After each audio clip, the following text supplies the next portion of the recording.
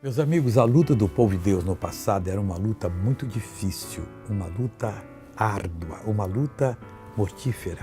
E muitas vezes eles sofriam fisicamente os ataques do inimigo. Hoje tudo isso mudou.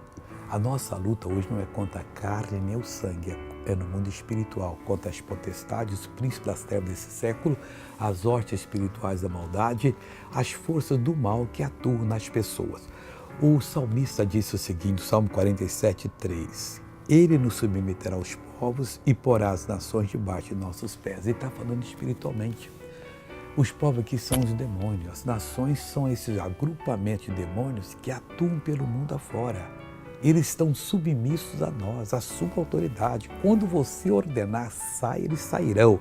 E estão todos debaixo dos seus pés, a sua autoridade. Você determina, você esmaga tudo. É o que acontece agora. Que tal se assumir em Cristo e tomar uma posição que vai glorificar o nosso Deus? Ele vai lhe abençoar. Vamos ver esse testemunho, eu já volto para orar com você. Eu não podia andar sozinha assim. O quê? O joelho dobrava e eu caía.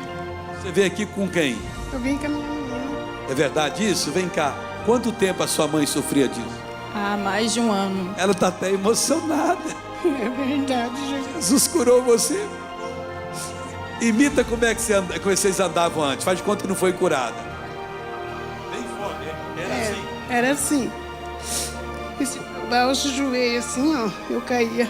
E ela caiu algumas vezes? Caiu, essa semana ela caiu, ela foi no banheiro, ela foi virar, caiu. Vocês tiveram que correr lá para levantar. Tá até roxa atrás do joelho dela. E agora, ô Rosa de Jesus, anda Rosa bonita de Jesus. Anda a flor do jardim de Jesus. Olha que coisa bonita, pessoal. Oremos então. Pai, queremos agora usar da autoridade, do poder, para poder jogar por terra tudo que é do inimigo e fazemos isso agora. E eu digo, mal, solta esse homem, vai embora dessa mulher, saia em nome de Jesus. Amém e bom dia.